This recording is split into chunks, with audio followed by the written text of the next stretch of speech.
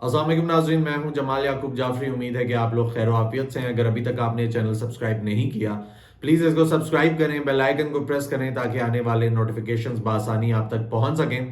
नाज़रीन, आज की चंद ख़ास खबरें आपके साथ शामिल करेंगे, और वो जो ख़ास खबरें हैं उनमें सबसे पहली खबर जो है वो ये है कि बिजली एक बार फिर से महंगी होने जा रही है। और जो आईएमएफ का वफ्द आया हुआ है, यहाँ पे जो कमेटी आई हुई है, उसमें यकीन दहानी कराई गई है कि बिजली को फिर से महंगा किया जाएगा। हुकूमत ने 1 जुलाई से आईएमएफ को बिजली टैरिफ में इजाफे की यकीन दहानी करा दी।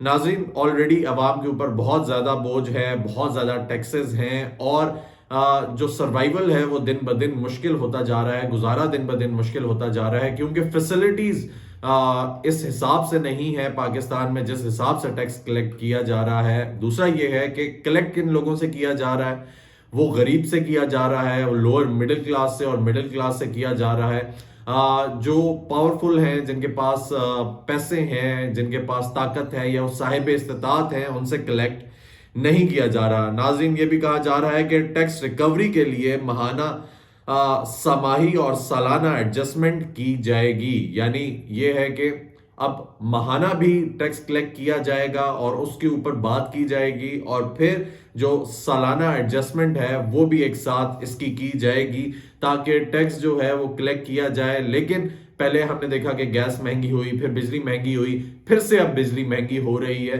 तो फिर अब गुजारा जो है वो बहुत ज़्यादा मुश्किल होता जा रहा है। टैक्स रेवेन्यू बढ़ाने के लिए मईशत को भी दस्तावेजी शक्ल देने की यकीन दहानी। आईएमएफ के साथ ये जो मुज़ाकरात चल रहे हैं उनमें जो मईशत है उसको दस्तावेजी शक्ल देने की भी पाकिस्तान की जानिब से यकीन दहानी करा दी गई है।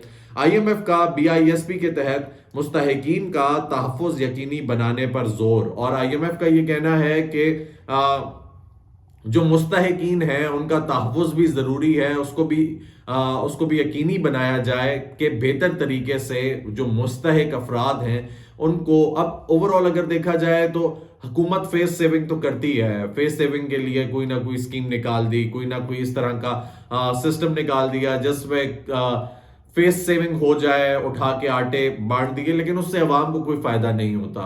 जो खास तौर पे गरीब है, गरीब को तो फायदा हो जाता है, जो लोअर मिडल है और मिडल है, जो सफेद पोश आदमी है, क्योंकि वो लाइनों में नहीं लगता, वो कांधों पे अपने आटे की बोरी उठाकर नहीं आ सकता, उसको अपनी इज्जत भी बचानी है।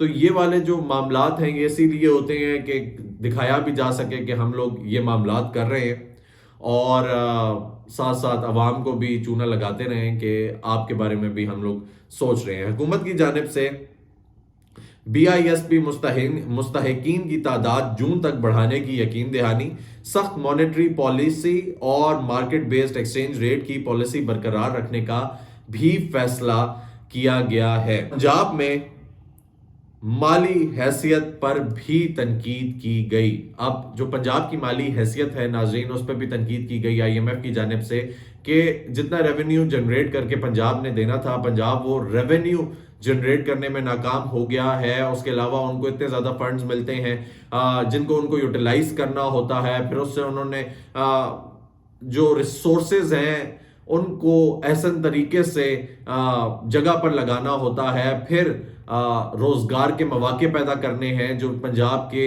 रहायशी लोग हैं उनको रोजगार पे लगाना है, नौजवान नस्ल को यूटिलाइज करना है, इंडस्ट्री रन करनी है, और बहुत सारी चीजें हैं। वो करने के बाद फिर टैक्स कलेक्ट होता है, रेवेन्यू जनरेट होता है, जिससे आप लोग जो किस्त है वो वापस करते हैं। तो ये जो निज़ाम है इसमें पंजाब फेल हुआ है, इस पे भी तनकीद का निशाना, इसको भी तनकीद का निशाना बनाया गया। नाज़रीन, कल हमने बात की थी कि एनएफसी अवार्ड जो है वो बहुत ही अहम चीज़ है, जिसके थ्रू आपके जो सूबे हैं उनको भी फंड्स जाते हैं, और जो वफाक है उसको भी फंड्स जाते हैं, और इसको रीस्ट्रक्चर करने की बात की गई, मुतालबा किया गया आईएमएफ की जानिब से कि इस पर नजरसानी करें। साथ साथ हमें यह भी पता था कि सूबे जो हैं वो इस चीज़ पे थोड़ी सी रेजिस्टेंस शो करेंगे, क्योंकि सूबों को बहुत अच्छा फंड मिल जाता है, जिसमें पाकिस्तान पीपल्स पार्टी और सिंध का जो सूबा है वो सबसे ज़्यादा पेश होगा। इसलिए क्योंकि पीपल्स पार्टी और सिंध को जो फंड्स मिल जाते होते हैं वो फंड्स अभी नहीं मिलेंगे, और जाहिर सी बात है पीपल्स पार्टी जो है वो हुकूमत का हिस्सा भी है।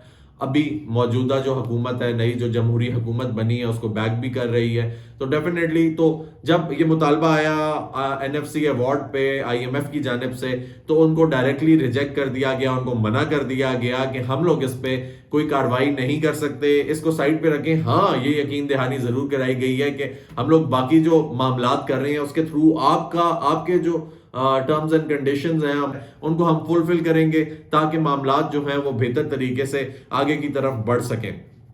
ناظرین، مہنگائی میں اضافہ دیکھنے کو ملا. جیسے ہی رمضان آیا، مارکیٹ کا وزٹ کیا گیا، تو جو چیزیں آپ کو سستی مل رہی تھی، یا 200 روپے 150 روپے کلو فروٹ سبزی مل رہی تھی، اب وہ 250-300 پہ پہنچ چکی ہے.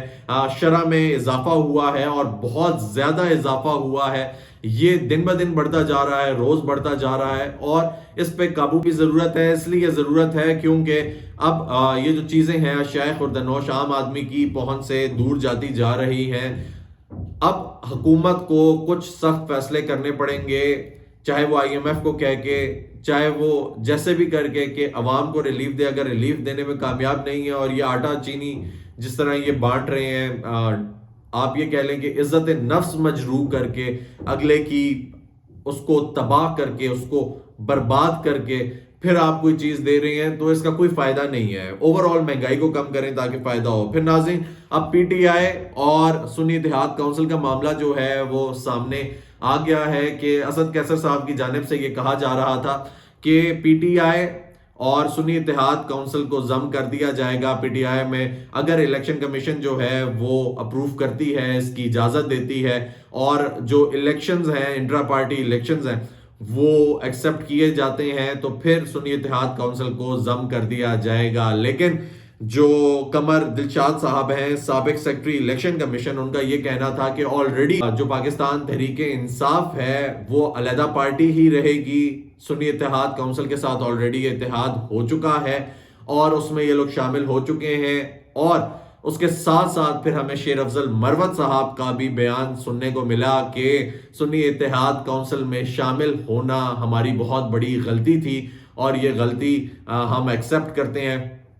ناظرین، اب جب یہ بات ہوئی کہ سنی اتحاد کونسل کے ساتھ شامل ہونا غلطی تھی، پھر اس کے بعد نیا پاکستان ایک جیو پہ پروگرام ہے، اس میں بات کرتے ہوئے بیرسٹر علی ظفر صاحب نے بھی یہی کہا کہ بانی چیئرمین جو ہیں پاکستان تحریک انصاف کے، ان سے جب میٹنگ ہوئی تو ان کا یہ کہنا تھا کہ میں نے تو نہیں اجازت دی کہ سنی اتحاد کونسل کے ساتھ شامل ہوں، اور اس سے پہلے ہم لوگ MWM کے ساتھ شامل ہو رہے تھے، اور مسائل بھی کوئی نہیں تھے، کوئی مسئلہ نہیں تھا. پھر چند لوگ گئے، بانی PTI سے ملے، بانی PTI سے ملنے کے بعد انہوں نے فوراً سے ڈیسیجن چینج کر لیا، اور ہم لوگ سنی اتحاد کونسل کے ساتھ شامل ہو گئے. جس پہ جو صاحبزادہ حامد رضا صاحب ہیں، ان کا یہ کہنا تھا کہ میں نے نہیں کہا تھا بانی چیئرمین پاکستان تحریک انصاف کو کہ آپ جو ہیں آگے میرے ساتھ شامل ہو، یا میں منتیں کر رہا تھا، یا میں ان کو کوئی اس طرح کی بات کر رہا تھا. اب پارٹی جو ہے ایک دوسرے کے ساتھ شامل ہو چکی ہے، تو ان معاملات کو آرام سے بیٹھ کے گھر کے مسئلوں کو گھر کے مسئلوں پہ ہی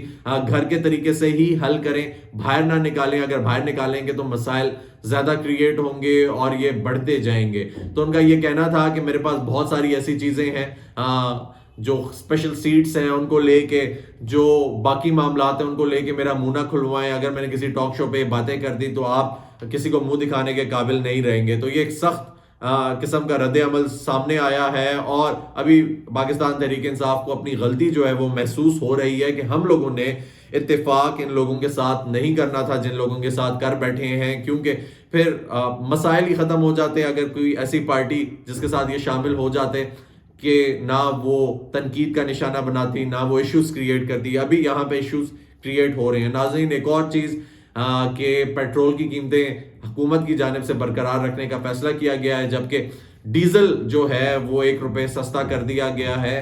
اور عوام کا یہ کہنا ہے کہ پیٹرول کو بھی سستا کیا جائے، کیونکہ موٹر سائیکلز جو کہ چھوٹی موٹی نوکری کرنے والے افراد استعمال کرتے ہیں، اب تو سارے بڑی نوکریاں کرنے والے بھی موٹر سائیکلز پہ آ گئے ہیں. جو پاکستان کے حالات ہیں تو ان کو چاہیے کہ پیٹرول بھی ہی سستا کریں. اس کے علاوہ گاڑیوں میں جو گھر میں یوٹیلائز ہوتی ہیں ان میں پیٹرول ہی استعمال ہوتا ہے، تو عام آدمی کو ریلیف دیا جائے. جبکہ ڈیزل اگر سستا ہوا ہے تو اس کے ساتھ ساتھ پیٹرول سستا کرنے کی بھی ریکوائرمنٹ ہے۔ ناظرین اگر ابھی تک آپ نے چینل سبسکرائب نہیں کیا پلیز اس کو سبسکرائب کریں، بیل آئیکن کو پریس کریں تاکہ آنے والے نوٹیفیکیشنز بآسانی آپ تک پہنچ سکیں۔ پھر ملاقات ہوگی، اپنا خیال رکھیں۔